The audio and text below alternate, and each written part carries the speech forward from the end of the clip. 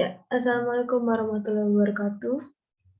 Selamat pagi adik-adikku yang tercinta. Bagaimana nih kabar kalian semua? Apakah baik? Baik-baik aja dong tentunya. Emang di Tangerang tuh rada panas, terus hujan, panas hujan gitu. Jadi berubah-ubah ya suhunya. Semoga kalian yang di Tangerang tuh sehat-sehat terus supaya bisa mengikuti kelas kakak terus-menerus juga. Oke, sebelum kita masuk ke pembelajaran hari ini, marilah kita berdoa menurut agama dan kepercayaan masing-masing. Berdoa mulai. Berdoa selesai. Nah, ada sedikit penjelasan mengenai materi kemarin nih. Kemarin kan kita sudah belajar tentang teks editorial, di mana teks editorial itu teks yang ditulis oleh suatu lembaga mencerminkan lembaga tersebut. Sekarang kita akan belajar mengenai teks artikel nih, di mana teks artikel itu juga biasanya diterbitkan oleh lembaga gitu kan, diterbitkan oleh web gitu. Tapi ini tidak mencerminkan lembaga tersebut. Gimana sih kelanjutan? Apa sih teks artikel, Pak? Kalian pasti pada penasaran kan? Ayo lanjut kita lihat teks artikel. Izinkan kakak share screen ya. Nah, there. Oke, teks artikel. Ini adalah materi kita hari ini ya. Pertama ada pengertian teks artikel. Yang kedua ada ciri-ciri artikel. Yang ketiga ada informasi dalam artikel. Yang keempat ada ciri kebahasan. Yang kelima ada bagaimana cara penyusunan artikel. Yang keenam tentunya kita tidak bisa lepas darinya, yaitu penugasan. Yang pertama itu ada pengertian artikel. Di sini siapa sih yang sudah pernah membaca atau mendengar apa sih itu artikel? Siapa yang tahu bisa sharing? Oke, artikel itu suatu tulisan, benar. Tapi spesifiknya mari kita lihat ini. Yang pertama ada menurut KBBI, teks artikel merupakan karya tulis secara lengkap seperti esai pada majalah atau laporan surat kabar dan lain sebagainya. Yang kedua, pengertian dari Google artikel merupakan karangan faktual secara lengkap dengan panjang tertentu yang dibuat untuk dipublikasikan di media online maupun cetak melalui koran, majalah, atau buletin dan bertujuan menyampaikan gagasan dan fakta yang dapat meyakinkan, mendidik, dan menghibur. Jadi ini ada nih tujuan dari kita membaca artikel atau pembuatan artikel itu apa sih? Ya, yang pertama ada meyakinkan, di mana kita dalam artikel itu kan mengangkat sebuah masalah, sebuah isu. Jadi kita dapat meyakinkan pembaca bagaimana sih masalah itu terjadi, apa sih penyebabnya gitu. Selanjutnya ada menghibur. Kita bisa dari artikel itu juga memberikan pandangan gitu ya terhadap isu permasalahan tersebut. Jadi yang baca tuh bisa kayak terhibur, termotivasi gitu. Itu juga berhubungan dengan mendidik ya. Nah, selain dua hal tersebut, ada lagi nih pengertian artikel yang harus kalian ketahui. Yang pertama nih, udah ketiga deh. Yang ketiga, menurut Tommy Rianto dalam buku Cepat Menguasai Soal Bahasa Indonesia SMA dan MA 2019, teks artikel itu merupakan sebuah karya tulis lepas, berisikan opini atau pendapat penulis tentang isu permasalahan, bertujuan untuk memberikan informasi, mempengaruhi, meyakinkan, atau untuk menghibur pembaca. Nah, kenapa? Sebentar. Kenapa sih di sini ditulisin ada opini? Bukannya teks artikel itu berisi fakta ya? Siapa yang tahu kenapa di sini ada opini? Ya, betul. Artikel itu di dalamnya ada fakta dan opini. Jadi dua-duanya itu ada dalam struktur artikel. Nah, selanjutnya.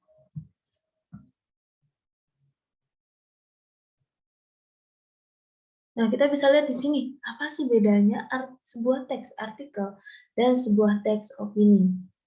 Di sini dijelaskan bahwa artikel dalam kepenulisannya lebih mengutamakan analisis dan teori pada suatu masalah tertentu, sehingga memerlukan banyak literatur yang mendukung gagasan yang ditulis. Nah, jadi kita memberikan opini pada artikel, tapi kita harus mempunyai fakta-fakta yang banyak. Jadi kita juga menganalisis isu permasalahan yang terjadi baru memberikan opini. Sedangkan untuk teks opini kita lebih mementingkan pendapat pribadi, walaupun disertakan dengan literatur dan teori. Tetapi literatur dan teori dalam teks opini itu tidak sebanyak dalam teks artikel gitu ya.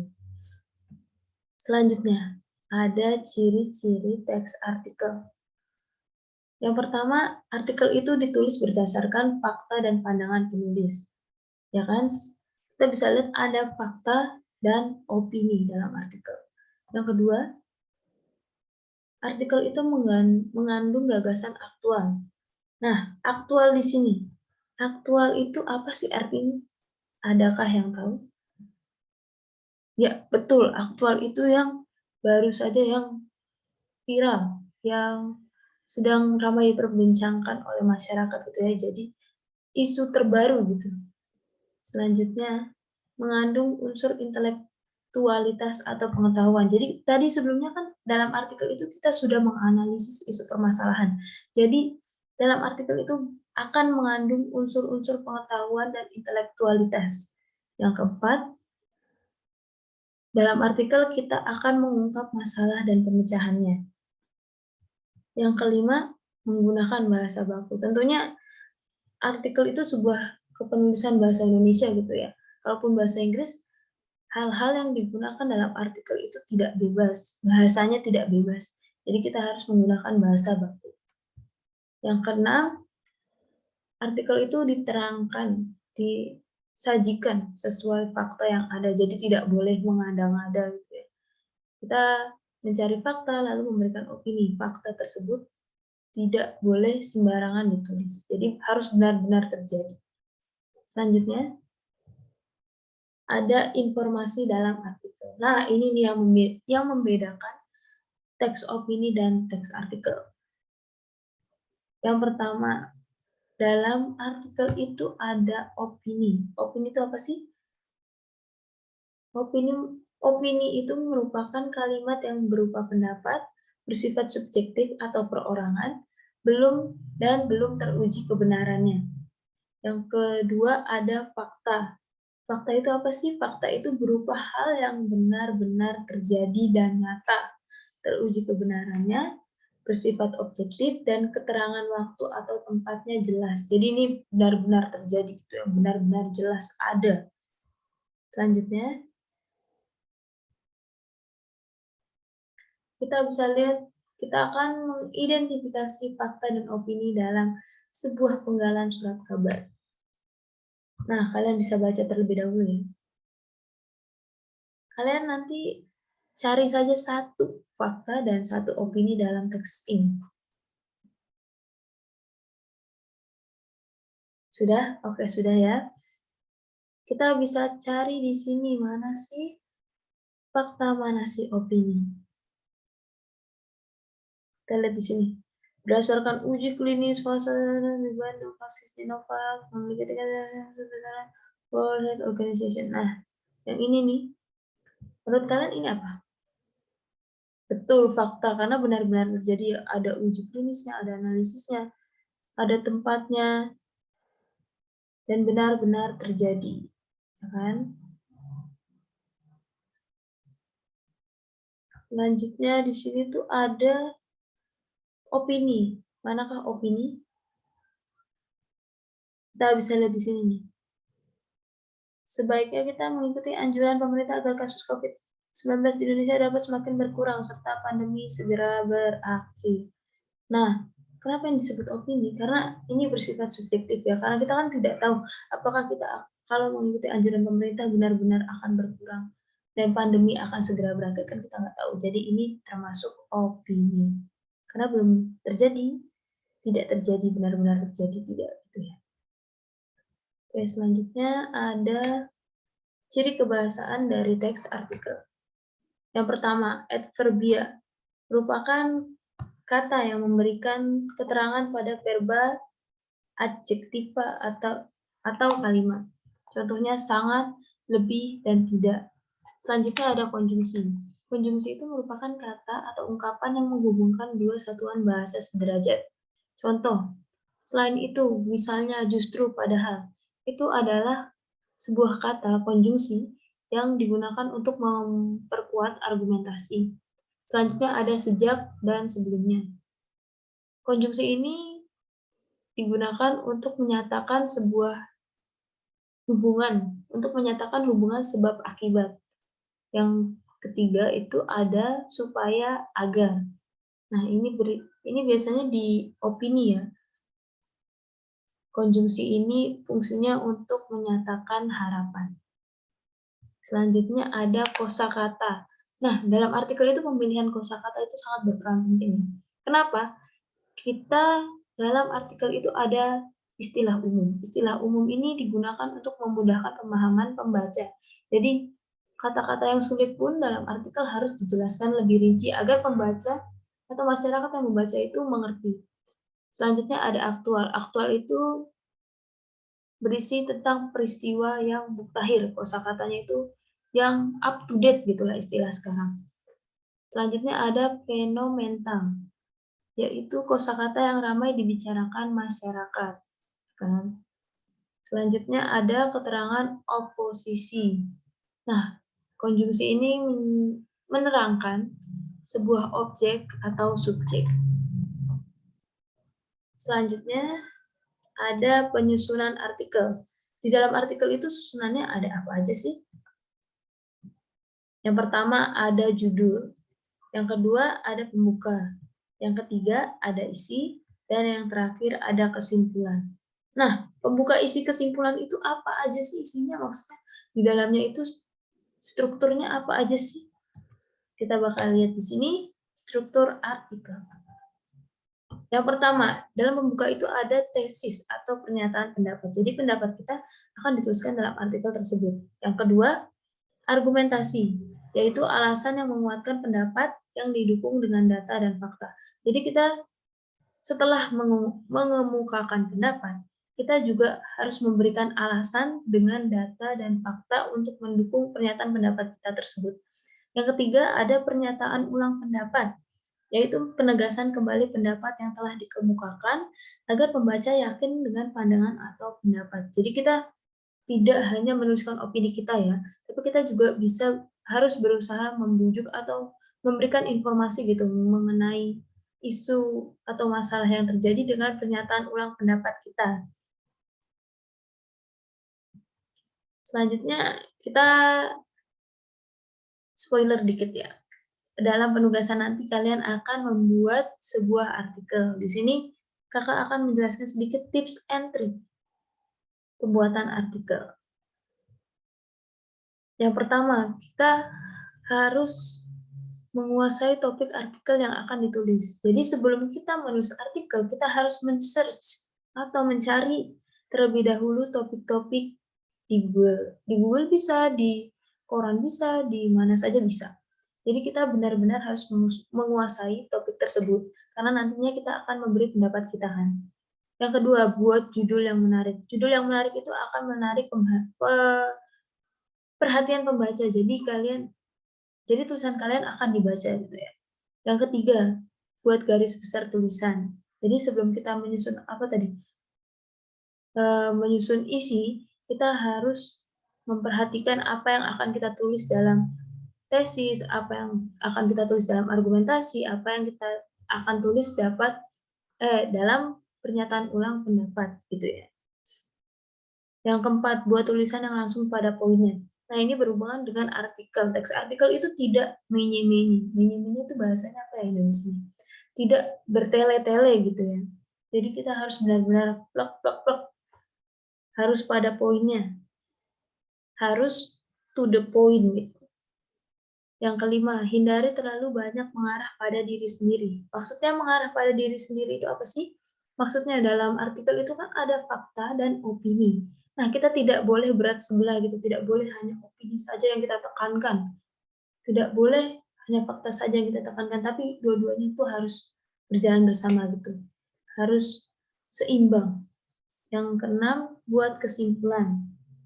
Yang ketujuh, berikan sumber. Nah, Oke, di sini kita akan latihan soal. Yang pertama, kalian akan mengerjakan, lalu nanti akan langsung kakak tes gitu ya. Yang pertama, apa itu artikel? Yang kedua, apa perbedaan sebuah artikel dengan teks opini? Boleh dikerjakan. Kakak beri waktu 5 menit ya.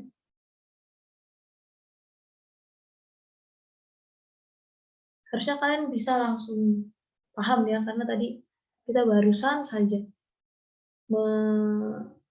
kakak barusan saja menyampaikan materi tersebut.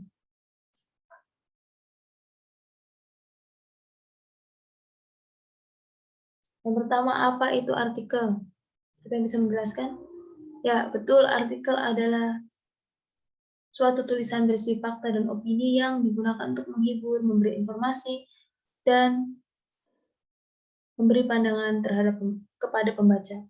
Yang kedua, apa perbedaan sebuah artikel dengan teks opini? Ya, betul, artikel itu banyak literaturnya ya, banyak analisisnya, sedangkan teks opini lebih menekankan pada pendapat seorang penulis. Selanjutnya, masuk ke penugasan. Nah, penugasan kita gampang kok.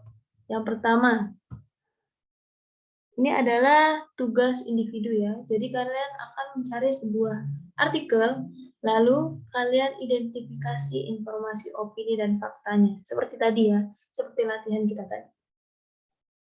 Selanjutnya, ini adalah tugas kelompok. Jadi yang pertama kalian bentuk sebuah kelompok, yang kedua cari suatu permasalahan yang sedang ramai diperbincangkan di Indonesia. Di Indonesia ya. Yang ketiga, seluruh hasil pencarian dikumpulkan dalam satu Word. Nah, setelah kalian mencari kan, itu kelompoknya. Jadi kan pasti pencariannya berbeda-beda. Nah, kalian jadi satu kan dalam satu Word gitu. Lalu dari pencarian tersebut kalian simpulkan lewat teks artikel opini secara individu. Jadi hanya mencari permasalahan, mencari suatu permasalahan dan isinya sedikit, lalu kalian akan membuat teks artikel opini gitu ya, secara individu. Nanti minggu depan akan kakak tanyakan apa yang telah kalian cari, apa yang telah kalian dapatkan, dan kalian akan menjelaskan teks artikel opini yang telah kalian buat. Oke, hari ini sudah selesai ya. Materi kita sampai di situ. Kakak akan memberikan kesimpulan. Nah, kesimpulan yang pertama perlu diingat, teks artikel dan teks opini itu tidak sama. Teks artikel lebih menekankan pada kasus dan informasi, sedangkan teks opini berisi pendapat penulis mengenai suatu isu. Yang kedua, dalam artikel ada dua informasi, yaitu fakta dan opini. Yang ketiga, dalam kebahasaan teks artikel ada adverbia, konjungsi, dan kosakata. Ya, terima kasih. Demikian materi kita pada hari ini. Jangan lupa untuk mengerjakan tugasnya, tetap semangat. Sampai bertemu di minggu depan. Oke, sebelum kita menutup pembelajaran hari ini, marilah kita berdoa menurut agama dan percaya masing-masing. Berdoa mulai. Berdoa selesai. Di tengah gempuran tugas, ayo kita tetap semangat ya, adik-adik sekalian. Oke, cukup sampai di sini. Terima kasih telah mengikuti kelas kakak, dan sampai jumpa minggu depan. Selamat pagi. Wassalamualaikum warahmatullahi wabarakatuh.